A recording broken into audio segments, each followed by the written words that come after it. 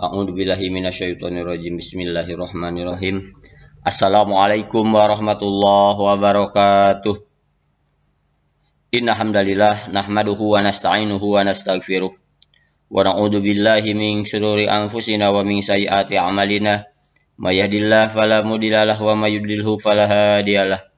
Asyhadu an la ilaha illallah wahdahu la syarikalah wa asyhadu anna Muhammadan abduhu wa rasuluhu la nabiyya ba'dah. Allahumma sholli wa sallim ala sayyidina Muhammadin wa ala alihi wa sahbihi ajma'in. Ibadallah, ittaqullaha haqqa tuqatih wa la tamutunna illa wa antum muslimun.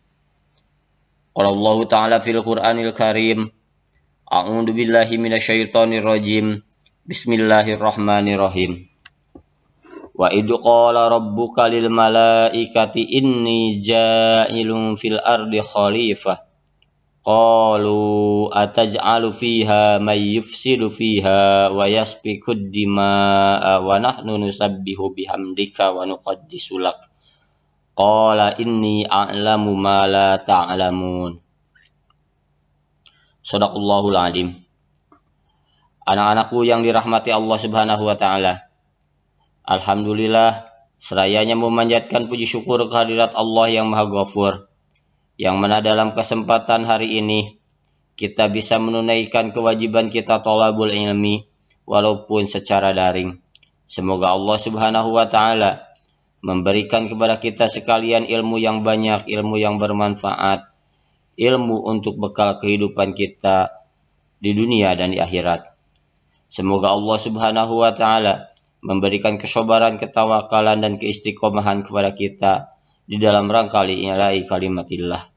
Semoga Allah Subhanahu wa taala memberikan kesehatan, kemaslahatan terhadap kehidupan kita di dunia sampai ke akhirat. Anak-anakku sekalian, insyaallah di sesi yang ke-12 ini Ustaz akan melanjutkan pembelajaran terkait iman kepada malaikat Allah. Disiapkan buku catatannya, disiapkan rangkumannya, dan disiapkan apa-apa yang menunjang terhadap proses pembelajaran ini, supaya kita sekalian dapat mengambil hikmah pembelajaran dari apa yang disampaikan saat ini.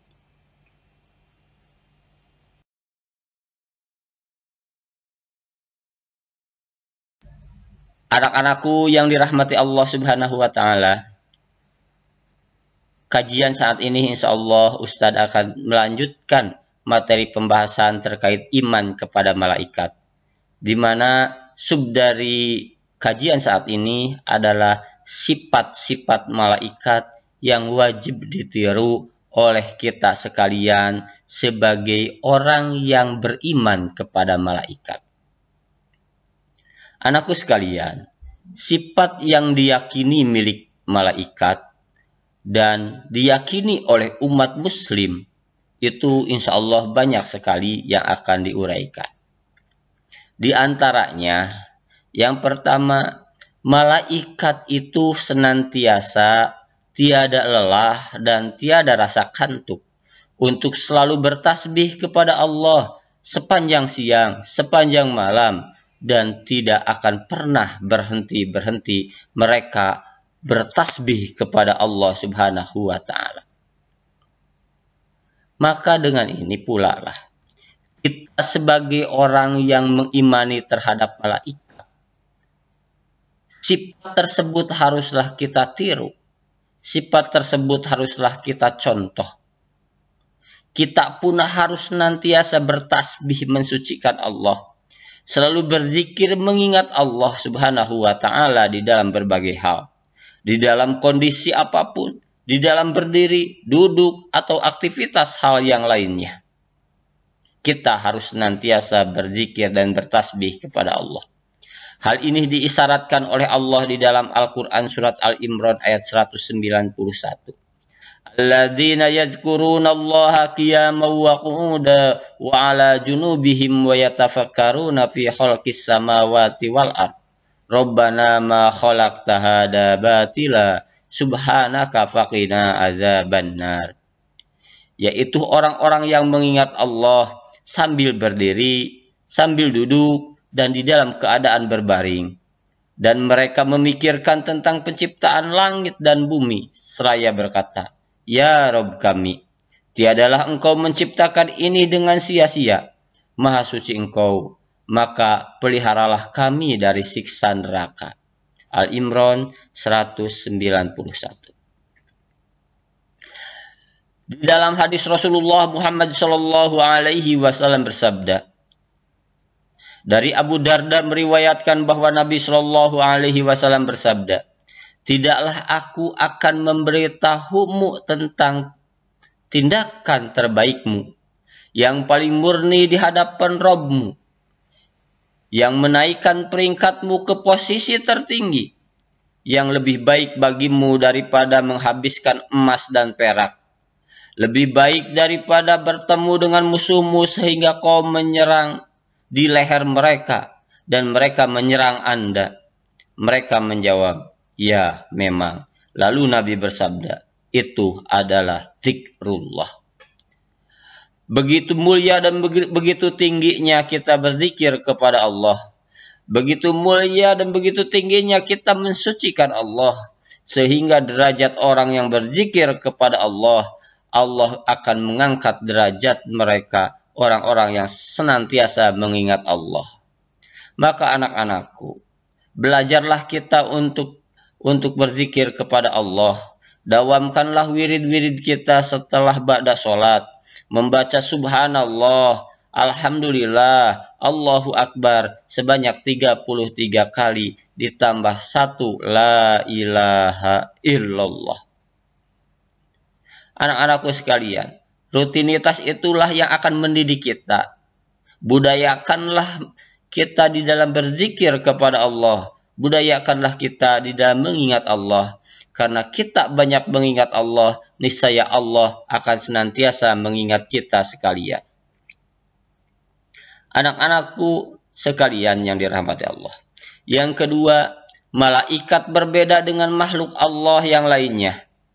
Malaikat adalah makhluk Allah yang suci dari sifat-sifat yang dimiliki manusia dan jin. Malaikat tidak memiliki hawa nafsu. Malaikat tidak lapar. Malaikat tidak sakit. Malaikat tidak makan dan minum. Malaikat tidak tidur. Dan malaikat tidak melakukan hal-hal yang lainnya seperti halnya manusia. Hikmah yang diambil daripada malaikat tersebut, kita pun harus demikian. Apa yang harus kita ambil dari hal tersebut? Kalaulah malaikat tidak memiliki nafsu, maka kita harus sanggup mengendalikan nafsu. Apabila malaikat tidak makan, tidak minum, tidak lapar, maka kita pun harus seperti malaikat. Bukan tidak makan, tidak minum, tetapi kita harus mendawamkan saum-saum sunnah. Seperti halnya yang sudah dicontohkan oleh Rasulullah Muhammad SAW. Malaikat tidak tidur, maka kita pun harus belajar bangun di malam hari untuk melaksanakan qiyamul lail. Malaikat adalah makhluk yang suci, maka kita pun harus senantiasa berusaha menjaga kesucian jiwa kita, menjaga ruh-ruh kita. Dari apa? Dari noda dan maksiat. Anak-anakku sekalian, yang dirahmati Allah Subhanahu wa Ta'ala.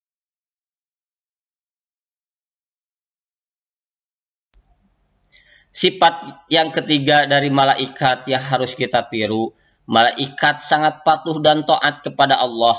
Semenjak pertama kali diciptakan oleh Allah Subhanahu wa Ta'ala, malaikat hanya mematuhi dan menjalankan segala apa yang diperintahkan oleh Allah. Maka kita pun sebagai orang yang mengimani malaikat, sebagai orang yang beriman, maka kita pun harus taat kepada Allah. Kita pun harus meluruskan ketaatan kita hanya kepada Allah, hanya kepada Rasulullah, dan hanya kepada ulil amri kita. Hal ini diisyaratkan oleh Allah Subhanahu wa Ta'ala di dalam Al-Quran. A'udzu billahi minasyaitonir rajim. Bismillahirrahmanirrahim. Ya ayyuhalladzina amanu atiullaha wa atiur rasul wa ulil amri minkum. Wahai orang-orang yang beriman, taatlah kepada Allah, taatlah kepada Rasulullah, dan taatlah kepada pemimpin-pemimpin di antara kamu. Fa in tanaja'tum bi syai'in farudduhu ila Allahi wa rasulih in kuntum tu'minuna billahi wal yaumil akhir. Dzalika khairu wa ahsanu ta'wila. Kemudian jika kamu berselisih pendapat tentang sesuatu, maka kembalikanlah kepada Allah dan Rasul-Nya. Jika kamu benar-benar beriman kepada Allah dan hari akhir, yang demikian itu lebih utama dan lebih baik akibatnya.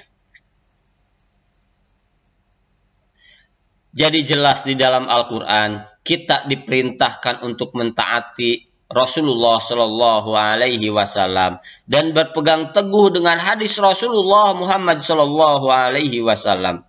Maka kita wajib berpegang teguh dengannya, meskipun tidak terdapat perintah tersebut secara persis, karena secara umum Allah Subhanahu Wa Taala berfirman di dalam Al-Quran, "Mayyuti'ir rasula faqad ata Allah." Barang siapa yang taat kepada Rasul, maka sungguh ia telah taat kepada Allah. Quran Surat An-Nisa ayat 80. Makanya, orang-orang yang menolak hadis yang sahih dengan mengatakan tidak terdapat di dalam Al-Quran, ini hanyalah kedustaan yang justru mendustakan Al-Quran itu sendiri.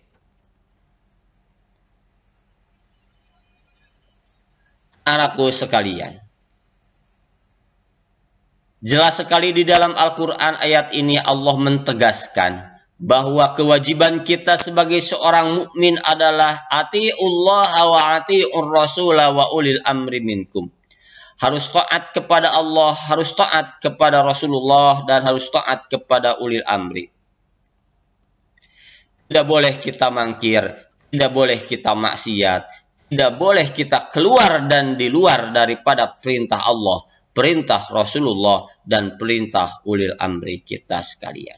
Itulah orang-orang yang benar-benar beriman kepada malaikatnya Allah, bakal sanggup mengimplementasikan dalam kehidupannya sebagai wujud keimanannya. Yang keempat, sifat malaikat itu yang harus kita tiru. Malaikat yang sanggup jauh dari hawa nafsu. Sudah pasti malaikat bakal menjauhi segala maksiat, bakal menjauhi segala dosa. Malaikat hanya akan mengamalkan apa yang diperintahkan oleh Allah kepadanya. Ini pun sama seperti halnya kita. Kita wajib seperti halnya malaikat. Kita wajib meniru sifat malaikat yang satu ini. Malaikat menjauhi apa yang dilarang oleh Allah. Maka kita pun wajib menjauhi apa-apa yang dilarang oleh Allah. Kenapa? Karena yang melaksanakan apa yang dilarang oleh Allah, maka itu adalah maksiat. Maka itu adalah dosa. Maka itu bukan cerminan orang-orang yang beriman kepada malaikatnya Allah. Yang kelima, sifat malaikat yang harus kita tiru.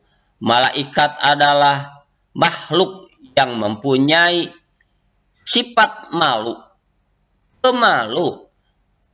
Maka kita pun, orang yang beriman kepada malaikatnya Allah, harus meniru sifat malu yang dimiliki oleh malaikat.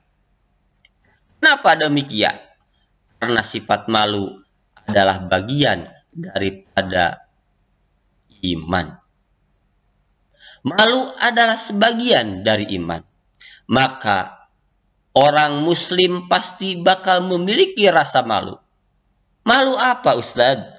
Malu berbuat maksiat, malu berbuat dosa, malu untuk tidak taat, malu untuk tidak mengikuti perintah orang tua kita, malu untuk berlaku kasar terhadap kedua orang tua kita. Malu untuk tidak taat kepada kedua orang tua kita. Malu untuk keras kepada orang tua kita. Kita malu. Kenapa malu? Karena malu adalah bukti dari keimanan kita. Dari Abu Mas'ud Uqbah bin Amr al-Ansari al-Badri radhiyallahu an, ia berkata, Rasulullah Shallallahu alaihi wasallam bersabda, sesungguhnya salah satu perkara yang telah diketahui oleh manusia dari kalimat kenabian terdahulu adalah, jika engkau tidak malu, berbuatlah sesukamu. Malu pada hakikatnya tidak mendatangkan sesuatu kecuali kebaikan. Malu mengajak pemiliknya agar berhias diri dan yang mulia dan menjauhkan diri dari sifat-sifat yang hina. Rasulullah Shallallahu alaihi wasallam bersabda, Al-haya'u la ya'ti ila bil khair. Malu itu tidak mendatangkan sesuatu melainkan kebaikan semata-mata. Muttafaq alaih. Anak-anakku yang dirahmati Allah, maka dengan ini kita harus belajar untuk memupuk rasa malu. Malu adalah cabang dari keimanan. Malu adalah bagian dari iman. Allah Azza wa Jalla cinta kepada orang-orang yang mempunyai rasa malu. Hal ini Rasulullah Shallallahu alaihi wasallam bersabda, sesungguhnya Allah Azza wa Jalla Maha Pemalu, Maha menutupi. Dia mencintai rasa malu dan ketertutupan. Apabila salah seorang dari kalian mandi, maka hendaklah dia menutup diri. Jelas, Allah mencintai orang-orang yang memiliki rasa malu yang tinggi. Malu adalah akhlak Islam. Hal ini Rasulullah Shallallahu alaihi wasallam pun bersabda, sesungguhnya setiap agama memiliki akhlak dan akhlak Islam adalah malu. Inna likulli dinin khuluqan wa khalaqal islami al-haya. Yang selanjutnya, malu sebagai pencegah pemiliknya dari melakukan maksiat. Hal ini pun diisyaratkan oleh Rasulullah Shallallahu alaihi wasallam. Ada salah seorang sahabat Rasulullah yang mengecam saudaranya di dalam masalah malu, dan ia berkata kepadanya, sesungguhnya malu telah merugikanmu. Kemudian Rasulullah Shallallahu alaihi wasallam bersabda, da'hu fa innal haya'a minal iman. Biarkan dia, karena malu termasuk daripada iman. Abu Ubaid al-Hawari rahimahullah berkata, maknanya bahwa orang yang berhenti dari perbuatan maksiatnya karena rasa malunya, sehingga rasa malu itu seperti iman yang mencegah antara dia dengan perbuatan maksiat.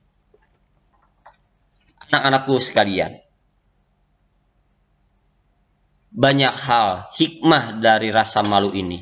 Bahkan rasa malu ini akan mengantarkan kita ke surga. Rasa malu ini akan menghantarkan terhadap mardatillah. Rasa malu ini akan sangat bermanfaat apabila dipupuk, dilestarikan oleh orang-orang yang mengaku dirinya beriman. Artinya anakku, orang yang beriman kepada malaikat, maka akan terpupuk dalam jiwanya rasa malu terhadap Allah, terhadap Rasulullah, terhadap manusia, dan terhadap siapapun itu untuk senantiasa berbuat maksiat. Mereka akan jauh dari maksiat, mereka akan jauh dari dosa.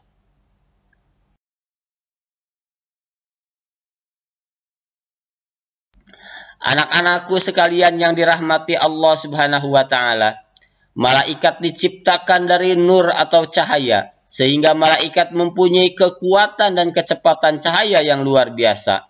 malaikat bisa berpindah tempat, malaikat bisa melintasi alam semesta hanya sepersekian detik. Ini adalah sifat malaikat yang harus kita tiru. Malaikat menjalankan tugasnya, menerima wahyu yang harus disampaikan kepada Rasulullah Muhammad SAW di dunia ini. Langsung ditunaikan, langsung dijalankan, langsung disampaikan kepada yang harus disampaikannya, yaitu Rasulullah Muhammad. Maka kita pun demikian. Apabila kita mendapat tugas dari orang tua kita, apabila kita mendapatkan tugas dari pimpinan kita, apabila kita mendapatkan tugas dari guru-guru kita, cepat laksanakan secepat kilat. Jangan ditunda-tunda, jangan dinanti-nanti, jangan lalai, jangan berleha-leha.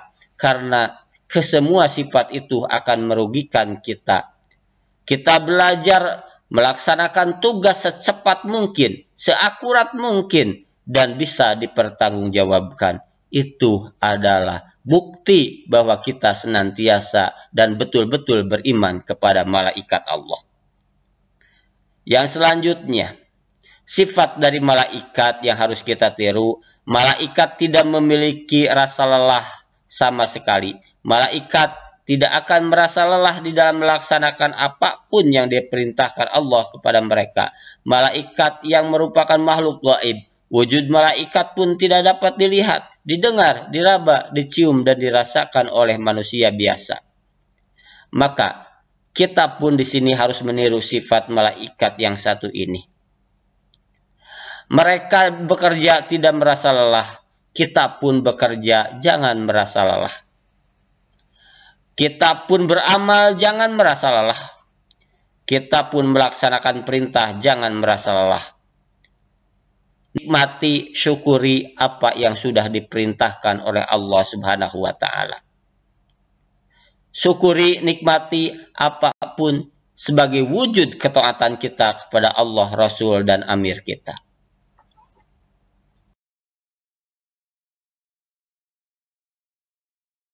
Demikian apa yang bisa Ustaz sampaikan dalam kesempatan pertemuan saat ini. Semoga Allah Subhanahu wa Ta'ala memberikan magfirahnya, memberikan ampunannya kepada Ustaz atas apa kehilafan Ustaz, atas apa kekurangan Ustaz. Yang benarnya mutlak dari Allah Subhanahu wa Ta'ala. Yang salahnya ini dari kebodohan Ustaz itu sendiri. Dan anak-anakku sekalian, untuk tugasnya yaitu membuat rangkuman, kirim ke link yang sudah di-share, yang sudah disiapkan, gitu. Dipoto, dikirimkan rangkumannya. Kita akhiri dengan hamdalah dan membaca doa kifaratul majlis. Alhamdulillahirabbil alamin, subhanakallahumma wa bihamdika asyhadu an la ilaha illa anta astaghfiruka wa atubu ilaik.